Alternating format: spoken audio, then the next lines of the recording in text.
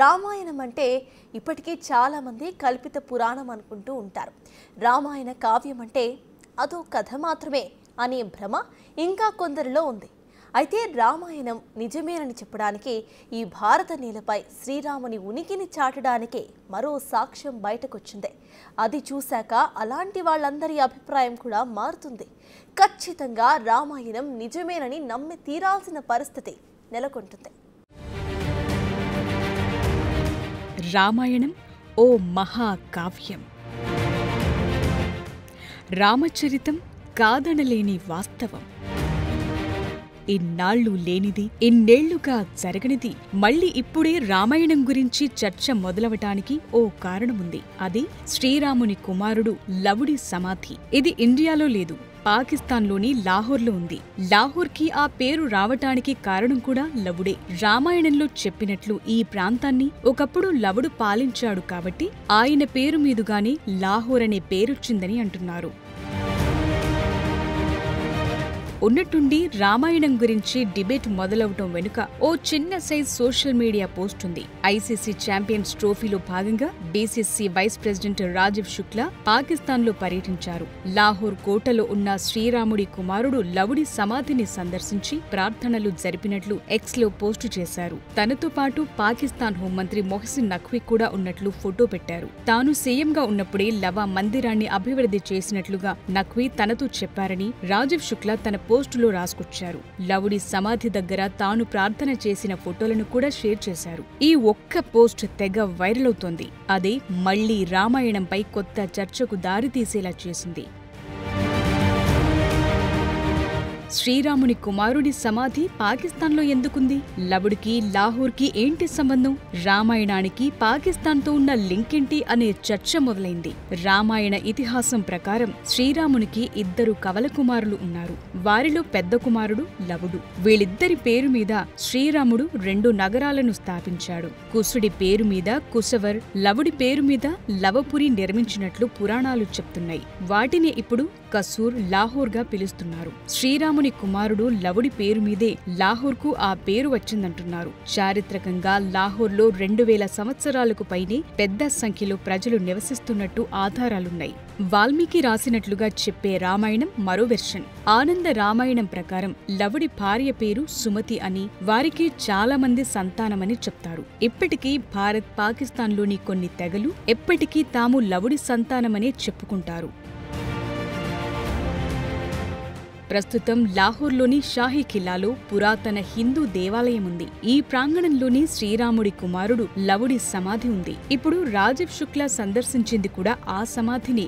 అందువల్ల రామాయణం కేవలం కల్పిత పురాణం కాదు, అసలైన వాస్తవమని చెప్పటానికి ఇదే పెద్ద సాక్ష్యం. వాస్తవానికి ఇప్పుడున్న పాకిస్తాన్ ఒకప్పటి అఖండ భారతదేశంలో భాగం. పాకిస్తాన్లోని 3 నగరాలు రామాయణంతో లింక్ అయి ఉన్నాయి. లాహోర్కి లవ్ పేరు పెట్టారనే విషయం ఆ నగరం మున్సిపల్ రికార్డుల్లోనూ నమోదు చేసి ఉంది. ఇదొక్కటే కాదు, లాహోర్ సమీపంలో ఉన్న కసూర్ నగరం సైతం శ్రీరాముని 2వ కుమారుడు కుశుడి పేరు మీద స్థాపించబడింది. ఈ నగరానికి మొదట్లో కుష్ అని పేరు పెట్టారు. తరువాత అది కసూర్గా మారిపోయింది. పాకిస్తాన్లోని హిందూ కుష్ కొండలు సైతం కుశుడితో సంబంధం కలిగి ఉన్నాయి. ఈ చారిత్రక సంబంధాన్ని పాకిస్తాన్ ప్రభుత్వం కూడా గుర్తిస్తోంది. ఇక రాముని తమ్ముడైన భరతుని కుమారుడైన తక్షుడు నిర్మించిన నగరం కూడా పాకిస్తాన్లోనే ఉంది.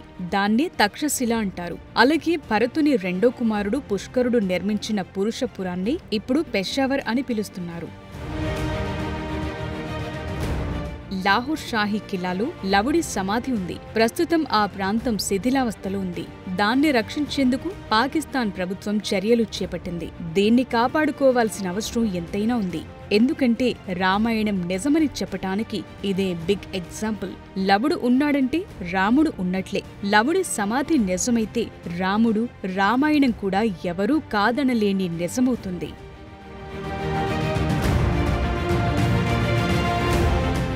లాహోర్లో కనిపిస్తున్న రామాయణం ఆనవాళ్లు ఇప్పుడు కొత్త చర్చకు దారితీశాయి. అసలు అయోధ్యలో శ్రీరాముని పట్టాభిషేకం తర్వాత ఏం జరిగింది? పురాతన భారతీయ ఇతిహాసమైన రామాయణంలో లవకుశల గురించి అసలేముంది?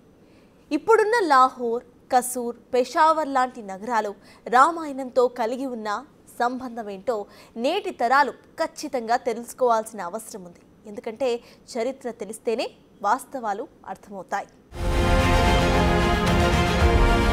లాహోర్లో ఉన్న లవ ఆలయం మిథ్య కాదు. లాహోర్ ఒకప్పుడు శ్రీరాముని కుమారుడు లవుడు ఏలిన రాజ్యం. రాముడిని నమ్మిన వాళ్లు ఇప్పటికీ ఈ దేశంలో ఉన్నారు. రాముడు ఉన్నాడా లేడా అనే వాదనలు అప్పుడప్పుడు వినిపిస్తుంటాయి. కానీ రాముడి కొడుకుకి సమాధి ఉందంటే రాముడు ఉన్నట్లే కదా. పాకిస్తాన్లో రామాయణం ఆనవాళ్లు కనిపిస్తున్నాయంటే శ్రీరాముని కుమారులు పాలించిన నగరాల రూపంలో పురాణాలు వాస్తవమని తెలుస్తోంది. రామాయణం తరువాత లవకుశలు ఏమయ్యారో చాలా మందికి తెలియకపోవచ్చు. కానీ లవుడి సమాధి మాత్రం ఓ నిజం, రామాయణ కావ్యానికి ఓ సాక్ష్యం. ఎందుకంటే ఇది కల్పిత పురాణం కాదు, యుగాల నాటి యథార్థ గాథ. ఓ మహాదేవుడి ఉనికిని ఇప్పటికీ చాటి చెప్తున్న కథ. ఇంతకాలం మిథ్యగా భావిస్తున్న చరిత్ర, రామాయణ రహస్యం.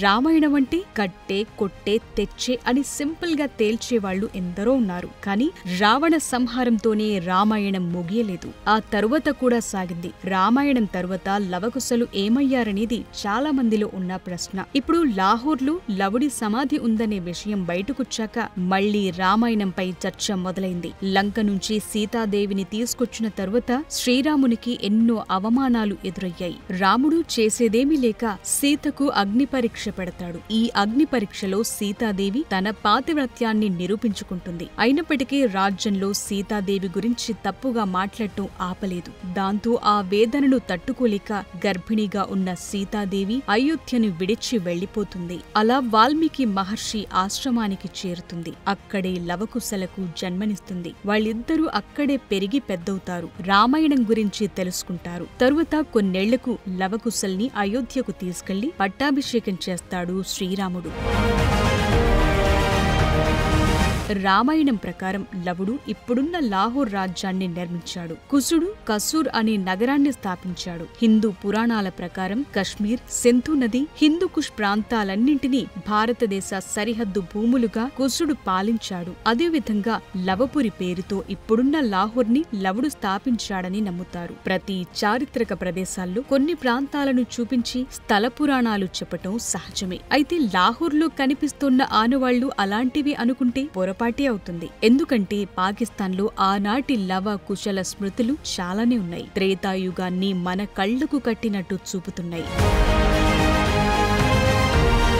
రామాయణం భారతీయ సంస్కృతి సంప్రదాయాలతో పెనవేసుకున్న అంశం. శ్రీరాముని కుమారులు నిర్మించిన నగరాలు, అక్కడి నిర్మాణాలు, ఆలయాలు వేల ఏళ్ల కిందటే అత్యంత వైభవంగా భారత ఉపఖండంలో విలసిల్లిన నాగరికత స్పష్టంగా కనిపిస్తుంది. ఇప్పుడు లవ సమాధి కూడా అలాంటిదే.